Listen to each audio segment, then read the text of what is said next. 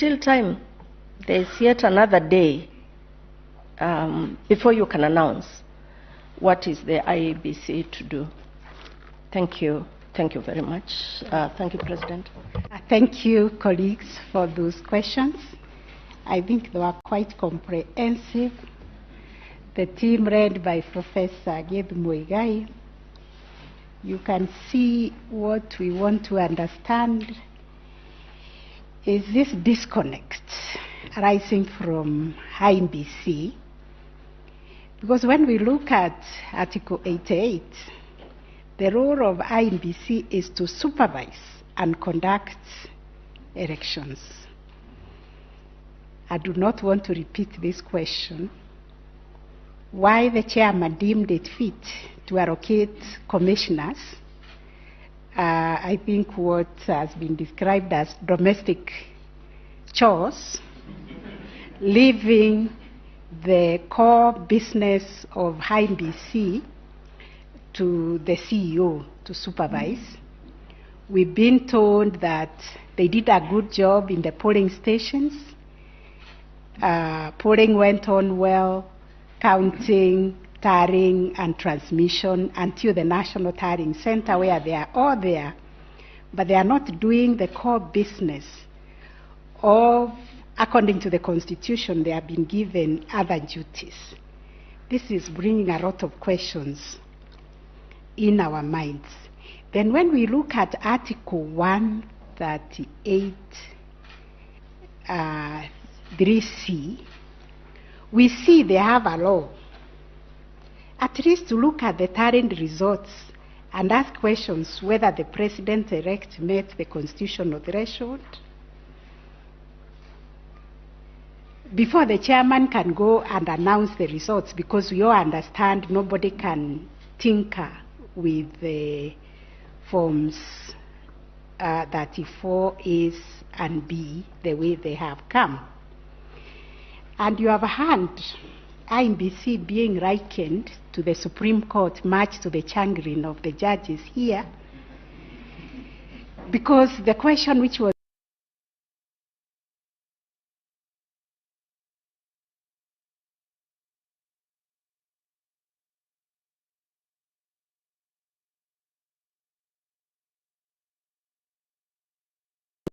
tell Kenyans exactly what happened, that we conducted this election, we came to the National Tallying Center, we have these results, but some of the colleagues have a dissenting voice. They will tell Kenyans why they are dissenting.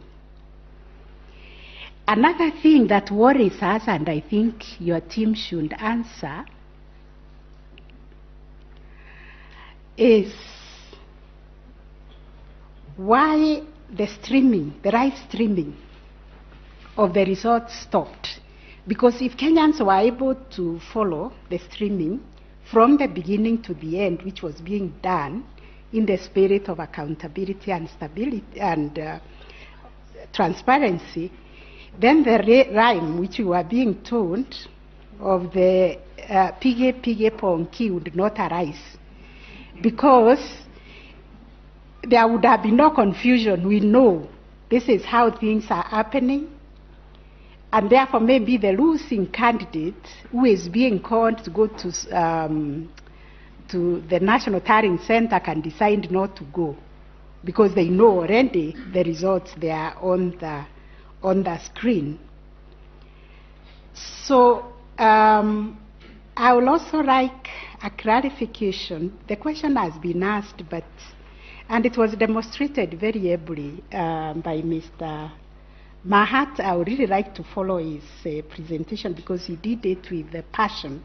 Mr. Kirago Kemani also did it, but I think I want you, Mr. Mahat, to, just demonstrate how the forms 34A that were attached to the affidavits of the respondents were photoshopped. I think I liked your language of photoshopping, and I could follow it, but I want to understand exactly how they were photoshopped. I think that is what I would like to ask. Thank you. Oh, one more. Thank you, CJ. Sorry, I don't know whether it has been up, but time without number, the issue of the 27 constituencies whose results, it is said, had not been included in the final tally before the announcement was made, keeps coming up. We have been told that in fact, these 27 constituency results had been verified and tallied. But because of the commotion, somehow they would not be part of the announcement. But why did the chair, just before, when calm was restored, why would he not have included them? Because they had already been verified and tallied. Or did not include in the final so that they shouldn't be here bothering us? Why was it, where was the hurry this time? And already the results had been tallied and verified. Thank you, CJ. Sorry, I just forgot a quick question, Professor Muigai, regarding my questions on Article 138. What is the implication of what you are suggesting on the chairpersons of other commissions? And I say chairperson, I noticed today everyone's talking about chairman, chairman, chairman. The correct term is chairperson.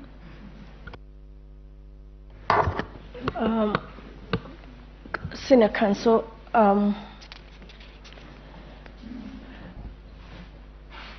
I think myself that, and if I'm wrong, please correct me, that the most important day for a commissioner of the IEBC has got to be that time that they are doing the presidential election, you know. And I think there is a reason why their term is 6 years, because our elections are every 5 years. So that, I think it's likely that in the 6 years, or whatever time one gets in, a commissioner would have to conduct an election, a general election. Let's not just say presidential, but a general election. Therefore, what is the role of the commissioner, the 7 commissioners? Back to my question number 1, and strictly under Article 140 for me, and 138 3C. Thank you.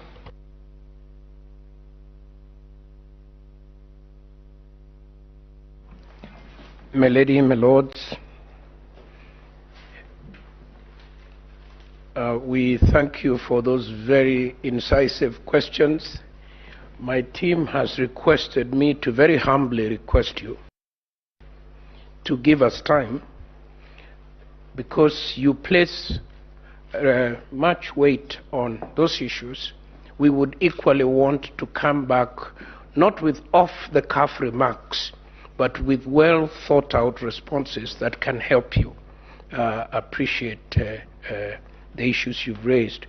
And I think that that would put us in parity with our colleagues, because you raised questions with them yesterday. They've had 24 hours.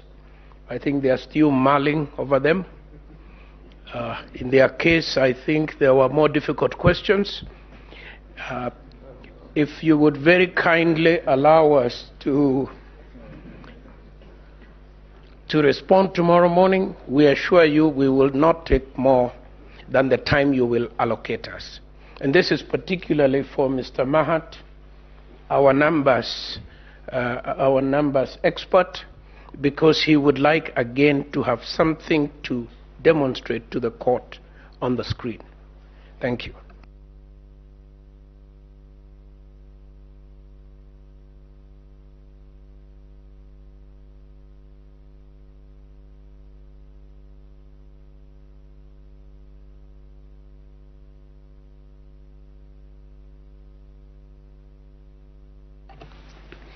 Yes, we are consulting because we did not want to give you a second bite of the cherry. You know you have no right to reply as respondents.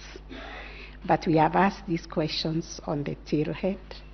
The hour is also late, but you know we are operating under very, very strict timelines because of the extraordinary circumstances of this matter. We have agreed to allow you to respond in the morning, considering that if you put your minds together, you'll be faster in the response than if we do it now. So we will give you 15 minutes tomorrow morning to respond, fasting tomorrow morning, to respond to those questions. Milady, we don't want to sound ungrateful. We welcome, but we would request 30 minutes. And we will try our best, although you've asked these questions of many of us, we will try to have, at the very most, 2 people speak to it. 1 person to the law and 1 person to the numbers. Thank you very much. Thank you very much.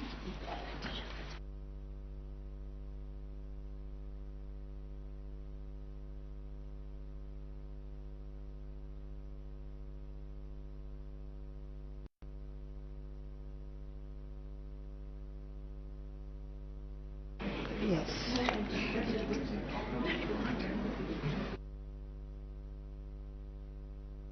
Yes. Thank you very much. I think that brings us to the end of today's proceedings. We will share in the course of this evening the reports from the discovery or the scrutiny that went on. And then the order of business tomorrow, we will start with the team of Professor Muigai responding to those questions. And then we will hear the rebuttal by the petitioners. And thereafter, we will give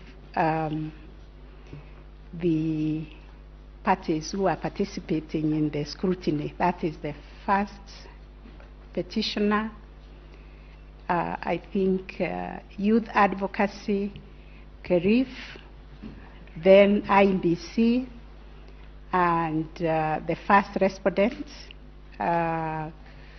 to comment on the report on scrutiny. We'll give each 15 minutes. Because we are trying to see how we can bring these proceedings to an end, at least by midday tomorrow, so that for us we can retreat to our chambers to work, to do the biggest job that has fallen on our hands, to come up with a judgment by Monday.